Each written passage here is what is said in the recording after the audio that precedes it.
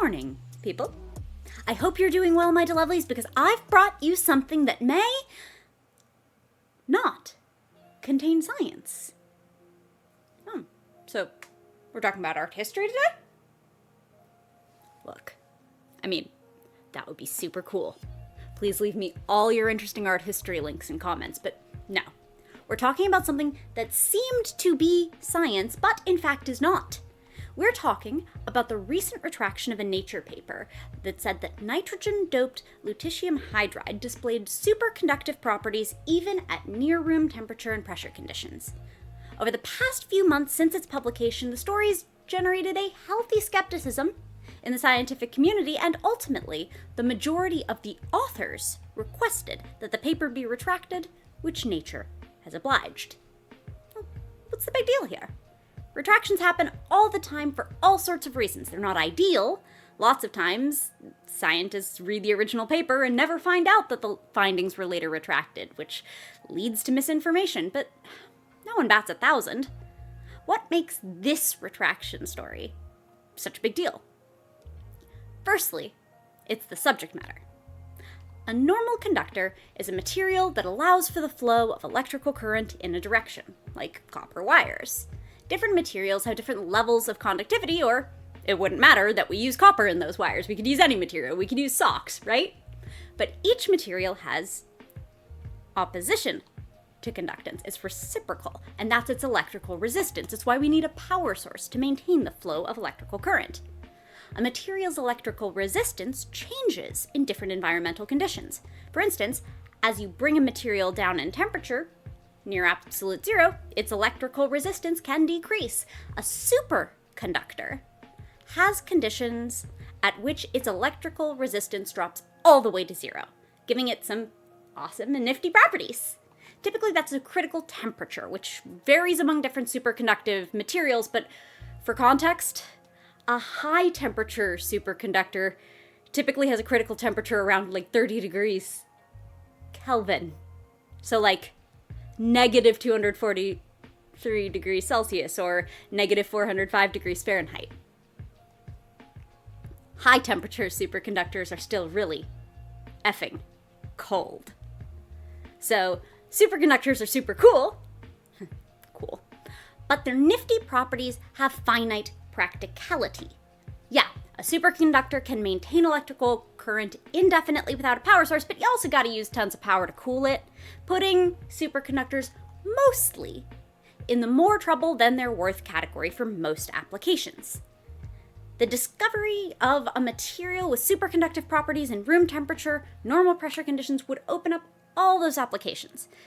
Admittedly, a lot of them are still pretty niche. Things like MRIs and fusion reactors are two notable use cases, but there's no denying it's a big deal. Even if we discovered a material that's superconductive in ambient conditions, we aren't talking about replacing all power lines with that stuff, but MRIs, for instance, cool with liquid helium, which we have a global shortage of, and it would be awesome if we didn't have to use such a limited material for such a critical application.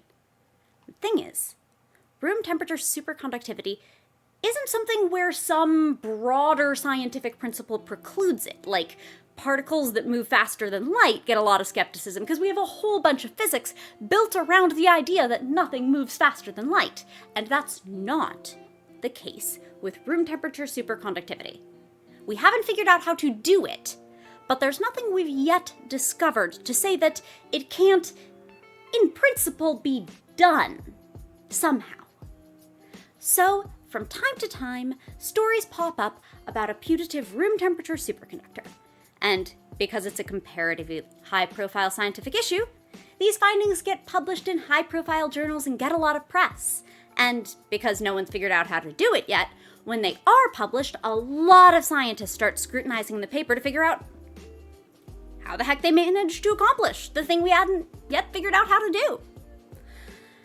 Unfortunately for MRIs and fusion reactors, all the findings to date have failed to hold up under scrutiny and replication.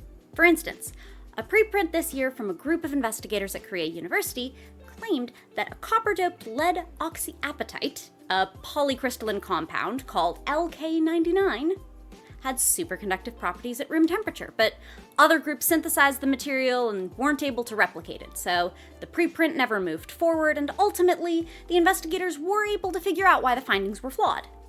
No one loves being in that situation. It's a bit of a bummer as a scientist, but that is still the system working as intended. But you'll notice that's a story about a preprint of copper-doped lead oxyapatite. And at the beginning of this story, I said I was talking about a Nature publication about nitrogen-doped lutetium hydride, right? That's because this same year, there has been a whole nother paper about a whole nother material with alleged near ambient temperature superconductivity. And the story here is quite a bit rougher. You see, this is not the first room temperature superconductor from this research group to be published about in Nature and later retracted. In 2020, these researchers, led by senior author Dr. Ranga Diaz from the University of Rochester, along with others from the University of Nevada, Las Vegas, found that a carbonaceous sulfur hydride displayed superconductive properties. Like any "we discovered a room temperature superconductor" story, bunch of scientists got way into the data, trying to figure out how the heck this research group managed it.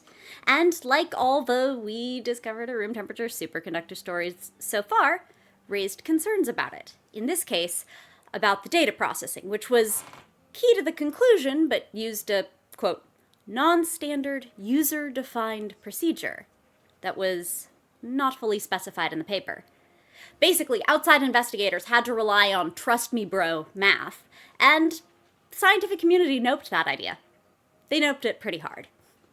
In that case, every author disagreed with Nature's choice to retract the article. They believed that even if the data processing was imperfect, that the raw data supported the heart of the claim. But Nature, as a journal, wasn't confident enough that the finding was solid, so they went ahead and pulled the paper. Now, a bunch of those authors are back with a brand new invention. They're not defending their previous material, carbonaceous sulfur hydride, but putting forth this other material, this nitrogen-doped lutetium hydride. And as every single previous time, yes, scientists are poring over these findings, trying to check the work, and yes, outside scientists have raised concerns with the reliability of the electrical resistance data presented in the paper. And that's a huge problem, because electrical resistance is the thing that makes you a superconductor. If that data is unreliable, you got no story. But unlike every single other room temperature superconductor story we've talked about so far, the authors themselves asked this paper to be pulled. 8 out of the 11 authors say, quote, "The published material does not accurately reflect the provenance of the investigated materials, the experimental measurements undertaken, and the data processing protocols applied." Now, publishing a paper in Nature is a huge deal for a scientist. So to request a retraction because the paper is inaccurate on all of those levels, that's not something any scientist would undertake lightly. The LK99 from this summer is a case of science working as it should, and sometimes you get it wrong. Even this group's 2020 paper, maybe it's data manipulation, but maybe you really believe in it, even if the journal decided you didn't hit an adequate standard of proof. This latest story, though, it's on a whole nother level. And by placing the author's concerns separate and independent of public concerns about the data, the Nature retraction seems to suggest that the issues raised by the authors might not have been the kinds of concerns that the public or peer reviewers would have been able to detect. And it seems like the senior author, Dr. Ranga Diaz, is getting the bulk of that scrutiny. Dr. Diaz is co-founder of Unearthly Materials, a superconductor-focused startup that, in March 2022, raised $17 million of venture capital funding from Plural Platform, according to venture tracker Crunchbase. That funding came after the retraction of the 2020 paper, meaning these authors had a financial motivation to produce a workable innovation on superconductor technology. Now, that alone is not a sign of suspect ethics. Plenty of scientists want their findings to get real-world use, and they found startups to make that possible. And the other co-founder of this company, Dr. Ashkan Salamat, was co-author on both Nature papers and is one of the authors requesting retraction now. But senior author, Dr. Rana Diaz, is also under investigations for breaches of academic integrity. His 2013 PhD thesis contains whole passages from other uncited sources, most prominently a 2007 thesis by fellow Washington State University grad, but also even by Diaz's own thesis advisor. Overall, even when checking by hand rather than using an automatic plagiarism detector or anything, about 21% of his thesis appears to be plagiarized in what research ethicists who examined it characterized as a, quote, obvious way that demonstrates gross negligence. Washington State University is conducting its own investigation. So altogether, we've got a 2020 paper retracted due to data processing that may or may not constitute data manipulation. We've got financial motive to make something work. We've got existing ethical allegations from this senior author, and now we've got the study's own author saying that the material, the measurements, and the analysis all didn't match what is reported in the paper. Together, this is persuasive circumstantial evidence, but as any scientist would tell you, circumstantial evidence is only supportive of a hypothesis. It is not proof. For his part, Dr. Diaz, quote, refutes any allegations of research misconduct and remains steadfast in supporting all the scientific conclusions presented in the paper.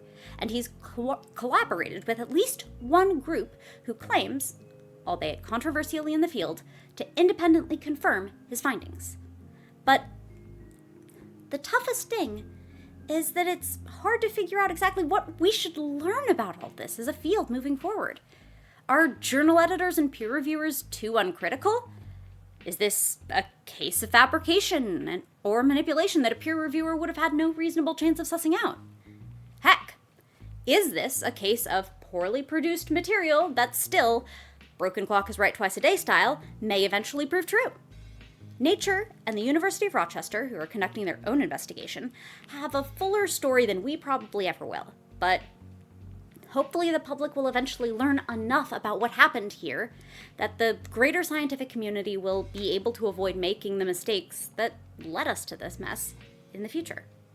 And as you may notice, the greater scientific community are the real heroes of this story. For every paper we've talked about this morning, materials engineers, chemists, everyone in the field have been assiduously attempting replication of findings, analyzing procedure, and generally ensuring that extraordinary claims really do demonstrate their extraordinary evidence. It's a common science W, but that unsexy replication work and meticulous attention to publication detail are vital to the health of the scientific endeavor as a whole. But here's what I want to leave you with. After this story and others, it would be tempting to see room temperature superconductor research in an unflattering light, and that would be wrong. The only reason that these papers, flawed though they ultimately are, keep popping up is because, as far as we know, ambient condition superconductive materials are still possible. And given the real-world applications we've talked about, this field of superconductor research is tremendously important. And even if we don't find the miracle material that lets us conduct electrical current without resistance at an enjoyable 69.8 degrees Fahrenheit or, 21 degrees Celsius, the very act of searching for that material may help us find the underlying principles that tell us whether or not such a thing is possible. And that is science I can't wait to read.